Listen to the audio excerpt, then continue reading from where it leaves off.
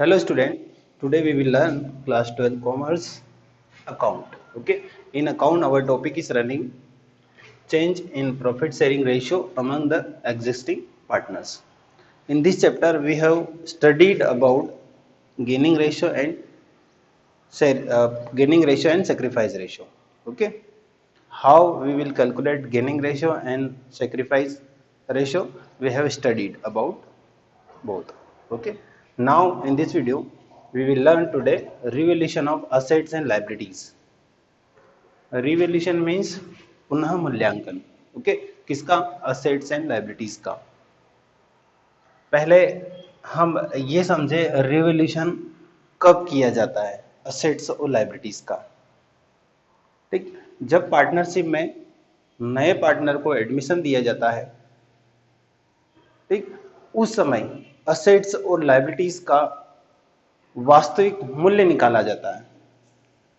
ठीक, real value प्राप्त करने के लिए रिवैल्यूएशन किया जाता है असेट्स और लाइबिलिटीज का. ठीक, स्टार्टिंग की थी पार्टनरशिप की 2 साल पहले और अब नए पार्टनर को हम 2 साल बाद एडमिशन दे रहे हैं, तो वो पार्टनर चाहता है कि आपकी वास्तविक स्थिति क्या है वो देखना चाहता है और उसे हमें बताना है. ठीक है, रियल कंडीशन हमारी. अब रियल कंडीशन कैसे पता चलेगी? असेट्स का वैल्यूएशन किया जाएगा फिर से और लाइबिलिटीज का भी. ठीक, अब असेट्स और लाइबिलिटीज का रिवैल्यूएशन करने पर अगर प्रॉफिट होता है मींस असेट्स इंक्रीज हो जाती है और लाइबिलिटीज कम हो रही है मींस प्रॉफिट हो रहा है.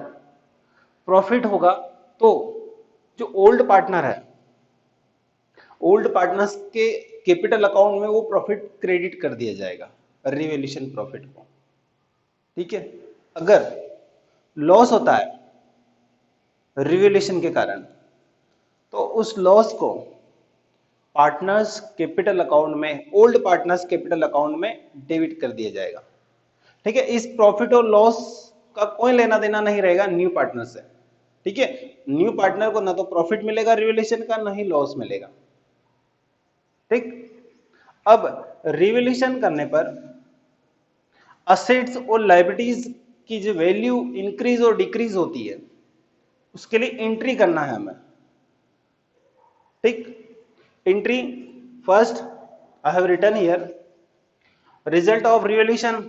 अगर ये रिजल्ट आते हैं रिवैल्यूएशन के तो एंट्री क्या होगी? ठीक, फर्स्ट जैसे increase in the value of assets. ठीक है, असेट की वैल्यू में अगर इंक्रीज होती है, ठीक है, असेट्स की वैल्यू अगर इंक्रीज होती है तो एंट्री क्या होगी? जैसे सपोज आपके पास बिल्डिंग है 2 लाख रुपए की, अब हम उसका रिवैल्यूएशन कर रहे हैं, फिर से मूल्य निकाला मैंने. 2 लाख की 5 साल पहले थी, वो 2 साल पहले थी मान. ठीक है, 2 साल पहले 2 लाख रुपए की थी, अब उसकी वैल्यू क्या हुई? अगर इंक्रीज हो रही है उसकी वैल्यू मींस 2,50,000 की हो गई, 50,000 रुपए इंक्रीज हो रही है. अगर इंक्रीज हो रही है तो हम एंट्री करेंगे assets account debit to revaluation account. ठीक, नरेशन में लिखना है being increase in the value of assets 50,000 rupees. Assets हमने जनरल एंट्री के रूल्स हमें पता है, अगर इंक्रीज मींस कुछ असेट्स आती है हमारे पास तो डेबिट करते हैं हम, ऐसे भी याद रख सकते हैं. ठीक है, असेट्स आ रही कहां से आ रही है? रिवैल्यूएशन से. कितने की? 50,000 रुपीज. 50,000 रुपए जो इंक्रीज वैल्यू हुई वही लिखना है अमाउंट में हमें. 2,50,000 नहीं लिखना, सिर्फ 50,000. ठीक, नरेशन में हम लिख देंगे increase in the value of assets. Second, अगर डिक्रीज होता है, decrease in the value of assets. एक असेट नहीं, बहुत सारे जितने भी असेट्स है सभी की बात कर रहे हैं हम. अगर असेट्स में बिल्डिंग की वैल्यू बढ़ रही है तो हमने entry assets account debit to revaluation कर दिया. अब मान लो फर्नीचर है हमारे पास, 50,000 रुपए का फर्नीचर है, अब उसका रिवैल्यूएशन कर रहे हैं हम 50,000 रुपए, अब हो गए 40,000 रुपए का, डिक्रीज हो गई उसकी वैल्यू. तो क्या करेंगे? Entry revaluation account debit to assets account. कितने 10,000 10,000 रुपीज अमाउंट लिख देंगे हम, डेबिट में 10,000 एंड क्रेडिट में भी 10,000 rupees. Narration being decrease in the value of assets, मैं शॉर्ट में लिखना भी है नरेशन में कि क्या हुआ, डिक्रीज हुआ, इंक्रीज हुआ, जो भी। ठीक, अगर किसी भी असेट्स की वैल्यू बढ़ती है, assets account A to revaluation, और घट जाती है तो revaluation account A to assets. ठीक, दो ट्रांजेक्शन देखे हमने। रिवैल्यूएशन के कारण अगर इंक्रीज इन द लायबिलिटीज, अगर दायित्व क्या होता है, इंक्रीज होता है, बढ़ जाता है, तो रिवैल्यूएशन अकाउंटेड टू लायबिलिटीज। वहां पर असेट्स बढ़ी थी तो असेट्स अकाउंटेड टू रिवैल्यूएशन करा था, अब इसका जस्ट अपोजिट हो जाएगा, रिवैल्यूएशन अकाउंटेड टू लायबिलिटीज। अगर लायबिलिटीज बढ़ती है तो लायबिलिटीज को क्रेडिट करना है और रिवैल्यूएशन को डेबिट करना है। ठीक, सेम अगर डिक्रीज इन लायबिलिटीज, अगर लायबिलिटीज में कमी आती है, लायबिलिटीज मींस हमारे लोन था, क्रेडिटर थे, बैंक ओवरड्राफ्ट था, जो भी लायबिलिटीज इनमें से, अगर उसमें क्या होगा, डिक्रीज हो गया, मींस क्रेडिटर को हमें पहले 10,000 रुपए चुकाना था, ठीक है, अब हमने रिवैल्यूएशन किया, पता चला कि 10,000 की जगह हमें 8,000 रुपए देना है, मींस 2,000 रुपए कम देना है, तो यहाँ क्या लिखेंगे, लायबिलिटीज हुई क्रेडिटर अकाउंटेड टू रिवैल्यूएशन। ठीक, कितने से, 2,000 रुपए से डिक्रीज हो गया, तो डिक्रीज वैल्यू वही लिखेंगे हम, और इंक्रीज वैल्यू, ओके। यहां पर इसका जस्ट अपोजिट हो जाएगा, असेट्स का अपोजिट लायबिलिटीज में हो जाएगा। असेट्स अगर इंक्रीज हुआ तो assets account to revaluation, liabilities अगर इंक्रीज हुआ तो लायबिलिटीज नीचे ले जाएंगे, ठीक है, रिवैल्यूएशन अकाउंट टू लायबिलिटीज। अगर असेट्स डिक्रीज हो रहा है, रिवैल्यूएशन अकाउंट टू असेट्स, और अगर लायबिलिटीज डिक्रीज हो रही है तो liabilities account to revaluation account, और नरेशन में हमें लिखते जाना है। ओके स्टूडेंट्स, हम ये क्यों कर रहे हैं, ठीक है, वास्तविक स्थिति पता करने के लिए, बिजनेस की जो पार्टनरशिप है उसकी रियल कंडीशन जानने के लिए हम ये एंट्रियां या रिवैल्यूएशन कर रहे हैं, ठीक है। रिवैल्यूएशन होने से असेट्स और लायबिलिटीज में जो इंक्रीज डिक्रीज होगा उसकी एंट्री करके देखना है, एंट्री करके देना है,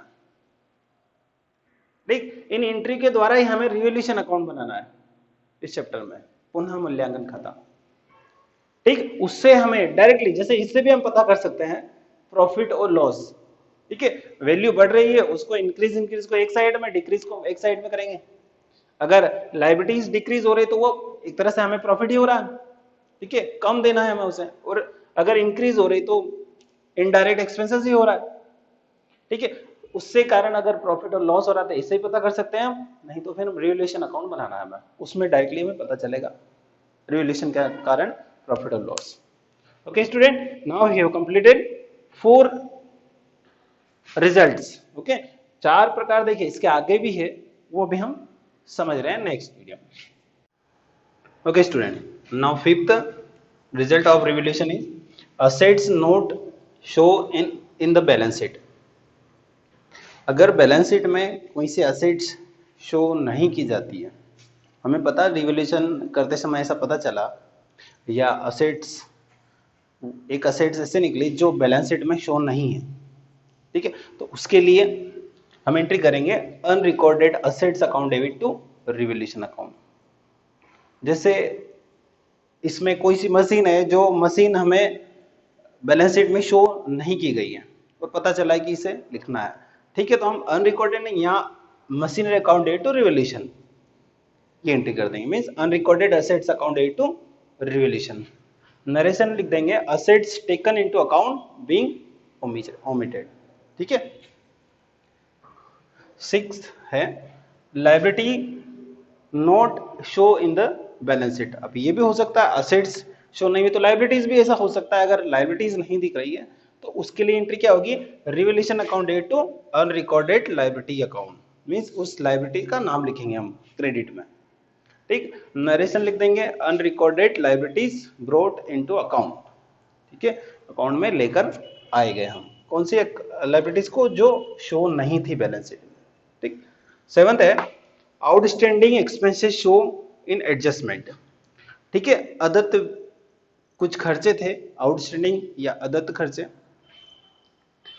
जो किसमें शो थे, एडजस्टमेंट में, एडजस्टमेंट में शो थे, तो उसकी एंट्री क्या करेंगे रिवैल्यूएशन के समय revolution account debit to outstanding expenses account. ठीक है, revolution account debit to outstanding expenses. जैसे रेंट आउटस्टैंडिंग हो गया तो revolution account debit to rent, outstanding rent. ठीक है, इंश्योरेंस हो गया जैसे आउटस्टैंडिंग, तो revolution account debit to outstanding insurance account. ठीक, 8th है एक्रूड इनकम और prepaid expenses show in adjustment. ठीक है, एक्रूड और प्रीपेड ये दो इनकम है जो शो थी किसमें, एडजस्टमेंट में। उसके लिए एंट्री क्या हो जाएगी, एक्रूड इनकम और प्रीपेड दोनों में से जो भी कुछ है। एक्रूड इनकम है तो accrued income account debit to revolution account, या प्रीपेड एक्सपेंस है तो prepaid expense account debit to revolution account. ठीक, नरेशन लिख देंगे एक्रूड इनकम और एक्सपेंसेस ब्रॉट इनटू अकाउंट। ठीक है, इसके बाद में मैं दो एंट्री और भी होगी इसके बाद में, प्रॉफिट और लॉस की। ठीक है, रिवोल्यूशन के अकाउंट कारण हमें प्रॉफिट हुआ। ठीक है, तो उसकी एंट्री हो जाएगी revolution account debit to old partners capital account. Means profit हुआ, मैंने पहले बताया आपको, अगर प्रॉफिट हुआ तो ओल्ड पार्टनर्स, ठीक है, कौन हकदार रहेंगे, कौन लेगा ये प्रॉफिट को, ओल्ड पार्टनर। सिर्फ ओल्ड पार्टनर्स को ही प्रॉफिट और लॉस दिया जाएगा। तो अगर प्रॉफिट होता है इस रिवोल्यूशन के कारण तो revolution account debit to old partners capital account. ठीक है, पार्टनर्स कैपिटल अकाउंट में क्रेडिट हो जाएगी इस एंट्री से प्रॉफिट की अमाउंट। ठीक, अगर लॉस होता है रिवोल्यूशन के कारण, अगर लॉस होता है तो old partners capital account debit to revolution account, ये एंट्री हो जाएगी। फिर से रिपीट कर रहा हूं मैं entry, revolution account debit to old partners capital account अगर प्रॉफिट होता है तो, अगर लॉस होता है तो old partners capital account debit to revolution account. ठीक है, रिवोल्यूशन को क्रेडिट कर देंगे अगर लॉस होता है तो, और अगर प्रॉफिट होता है, ठीक है, तो रिवोल्यूशन को डेबिट कर देंगे। Okay students, now we have completed revaluation of assets and liabilities के कारण जो रिजल्ट आता है, ठीक है, पुनः मूल्यांकन करने के कारण असेट्स और लायबिलिटीज के जो रिजल्ट आता है, रिजल्ट की एंट्री क्या होती है। ठीक है, हमने 8 ट्रांजेक्शन ये देखी, इसके अलावा 2 मैंने आपको बता दी ओरल, प्रॉफिट और लॉस के लिए। ओके स्टूडेंट्स, इसके ये मैंने इसलिए बताया इस वीडियो में क्योंकि इसके बाद में हमें रिवैल्यूएशन अकाउंट बनाना है। ठीक है, उसके पहले हम कुछ चीजें समझेंगे जिसमें जो गेनिंग रेशियो निकालना है ना, गेनिंग रेशियो, सेक्रीफाइस रेशियो और न्यू रेशियो का कैलकुलेशन। ठीक है, कैलकुलेशन करने के बाद में हम रिवैल्यूएशन अकाउंट बनाएंगे। ठीक है, मैंने पहले आपको असेट्स और लायबिलिटीज का जो रिवैल्यूएशन होता है उसके कारण एंट्रीज क्या होती है, ठीक, जनरल एंट्री क्या होती है, मैंने एक एक एंट्री आपको बता दी। ठीक है, रिवैल्यूएशन क्यों करते हैं मैंने वो भी बताया आपको। ठीक, वास्तविक स्थिति पता करने के लिए रिवैल्यूएशन अकाउंट रिवैल्यूएशन किया जाता है। ठीक, अब हम इसके बाद में गेनिंग रेशियो, सैक्रिफाइस रेशियो और न्यू रेशियो का कैलकुलेशन समझेंगे। Okay students, now okay student, now we will solve question number first. Okay, in question number first is given a b and c are sharing profit in the ratio of 2 to 1 respectively. ठीक है, इनका a b c का profit sharing ratio क्या था, 2 to 1. they decide to change it to be 3 to 1 respectively. Okay, find out the gaining and sacrifice of each partner. ठीक है, इनने decide किया, अब इनका रेशियो क्या होगा, 3 to 1. ठीक है, इनका ओल्ड रेशियो था 2 to 1, अब नाउ न्यू रेशियो हो गया 3 to 1. हमें यहां पर गेनिंग रेशियो और सेक्रीफाइस रेशियो निकालना, मींस जैसे ए बी सी 3 पार्टनर थे, तीनों का प्रॉफिट शेयरिंग रेशियो अलग था, पहले 2 to 1 था, अब 3 to 1 हो गया। अब इसमें से कौन सा पार्टनर गेन कर रहा है, ठीक है, और कौन सेक्रीफाइस कर रहा है, ये निकालना हमें। अब हमने गेनिंग रेशियो और सेक्रीफाइस रेशियो का फॉर्मूला हमें पता है, पढ़ा है हमने। गेनिंग रेशियो निकालने के लिए क्या करेंगे, न्यू रेशियो में से ओल्ड रेशियो माइनस करेंगे, और सेक्रीफाइस रेशियो निकालने के लिए old ratio minus new ratio. ठीक, अब प्रॉब्लम ये आती है हमारे सामने क्वेश्चन में, यहां हमें पता नहीं चलता कि कौन गेन कर रहा है कौन सेक्रीफाइस कर रहा है, हमें इसे इजीली नहीं बता सकता। 2 to 1 में से 2 रेशियो ए का है और यहाँ ए का अब हो गया 3, दिख रहा है यहाँ पर कि 2 था पहले और अब 3 हो गया, मतलब गेन कर रहा है, ठीक है। और 2 था बी का, अब यहाँ पे भी 2 है, इसका कैसे बताएंगे हम? ठीक है, क्या हो रहा है? नो चेंज, ना तो गेन कर रहा है ना सेक्रीफाइस कर रहा है, ये नहीं होगा ऐसा। ठीक है, हम ऐसा नहीं बता सकते इसमें कौन गेन कर रहा है कौन सेक्रीफाइस कर रहा है। तो उसके लिए ये होगा, जैसे ये न्यू रेशियो दिया है इनका 2 to 1, तीनों को ऐड करेंगे, ठीक है, 2 2 और 1 टोटल हो गया 5, मतलब 2 के अपॉन में 5 लिखा, फिर 2 है अपॉन में 5 और 1 अपॉन 5। ठीक है, पॉइंट में बना लेंगे इस रेशियो को, कैसे? 5 से 2 को डिवाइड करेंगे, ठीक है, तो ये पॉइंट लगाकर 0 आ गई, मतलब 0.4 टाइम ये कट जाएगा, ये भी 0.4 टाइम कटेगा, और इधर पॉइंट लगाएंगे तो 0 हो गई है, 10 हो गया, तो 0.2 हो गया यहाँ पर। ठीक है, पॉइंट में। फिर इसके बाद में ऐसे ही ओल्ड रेशियो भी करेंगे हम, ओल्ड रेशियो का 3 अपॉन टोटल 6 हो गया। ठीक है, तो ये हो गया, पॉइंट लगाया यहाँ 30 हो गया अब। ठीक है, तो ये कट गया 4 टाइम, सॉरी 5 टाइम। ठीक है, 35 टाइम, फिर 2 अपॉन 6, ये हो गया 0.20 हो गया यहाँ पर, 20 से कटेंगे इसे हम तो 0.3 आएगा। ठीक, इसका 1 अपॉन 6 0.1 ही रहेगा, ये 10 काटेंगे तो, मतलब हमें दो संख्या तक नहीं जाना है, इसमें एक ही डिजिट तक डिवाइड करना है। ठीक, अब हम बता सकते हैं इसमें कौन गेन कर रहा है कौन सेक्रीफाइस कर रहा है। पहले 0.4 था ए का, अब 0.5 हो गया, मतलब ये क्या कर रहा है? गेन कर रहा है। अब बी का था 0.4, अब 0.3 हो गया, क्या कर रहा है? ये सेक्रीफाइस कर रहा है। सी 0.2 था, अब 0.1 हो गया इसका रेशियो, मतलब ये भी सेक्रीफाइस कर रहा है। अब कितना कर रहा है सेक्रीफाइस, ये निकालना है हमें। ठीक, ये रफ वर्क है, रफ कार्य करना है हमें ये। ठीक, इससे हमें ये पता चलेगा, यहाँ फॉर्मूला फिट कर देंगे हम गेनिंग रेशियो का। Gaining ratio is equal to क्या होता है? New ratio minus old ratio. Means इसका न्यू रेशियो क्या है? ए का 2 माइनस 3 है, 2 अपॉन 5 और 3 अपॉन 5 माइनस कर देंगे उसमें से, तो ए गेन कितना कर रहा है वो पता चल जाएगा हमें। बी का भी ऐसे करेंगे हम, बी, अब बी सेक्रीफाइस कर रहा है। ठीक है, पहले 0.4 था, 0.5 हो गया, इसका 0.3 हो गया, सॉरी। ठीक है, ये सेक्रीफाइस कर रहा है। पहले सी का क्या था? 0.2, अब 0.1 हो गया, ये भी सेक्रीफाइस कर रहा है। ठीक है, ये रफ वर्क है, रफ वर्क में करना है हमें ये। इससे हमें सिर्फ और सिर्फ ये पता करना है कौन गेन कर रहा है कौन सेक्रीफाइस कर रहा है, ऐसे हम पता लगा सकते हैं, इसके अलावा कोई तरीका नहीं है। ठीक, एक और तरीका है पर वो हमें करना नहीं है। ठीक है, डायरेक्टली आप ओल्ड रेशियो में से न्यू रेशियो माइनस कर दो, माइनस वाला गेन करेगा, जो अगर आंसर माइनस में आता है गेन करेगा, प्लस में आएगा तो सेक्रीफाइस करेगा, पर वो तरीके से हमें नहीं करना क्वेश्चन को सॉल्व। ठीक, so now we are we will write first of all calculation of gaining ratio and sacrifice ratio। Okay, हमें कैलकुलेशन करना है गेनिंग रेशियो और सेक्रीफाइस रेशियो का। ठीक, अब हमें यहाँ पता चल गया ए गेन कर रहा है, हम एस लिखेंगे यहाँ पर, as gaining ratio is equal to, A का न्यू रेशियो क्या था, सॉरी ओल्ड रेशियो क्या था? 2 अपॉन 5, न्यू रेशियो क्या हो गया? 3 अपॉन 6। गेनिंग रेशियो निकालना है हमें ए का, तो हम क्या करेंगे? न्यू रेशियो माइनस, अब न्यू रेशियो ये है, ठीक है, ओल्ड था इनका ये, न्यू ए हो गया। ए का न्यू रेशियो क्या है? 3 अपॉन 6, तीनों को ऐड करके लिखना भी नीचे है ना, 3 अपॉन 6 माइनस ओल्ड रेशियो क्या था ए का? 2 अपॉन में तीनों को ऐड करके लिख देंगे तो 5, 3 अपॉन 6 माइनस 2 अपॉन 5, ये करेंगे तो ए का क्या आएगा? गेनिंग रेशियो आ जाएगा। अब ये माइनस करने का तरीका क्या है?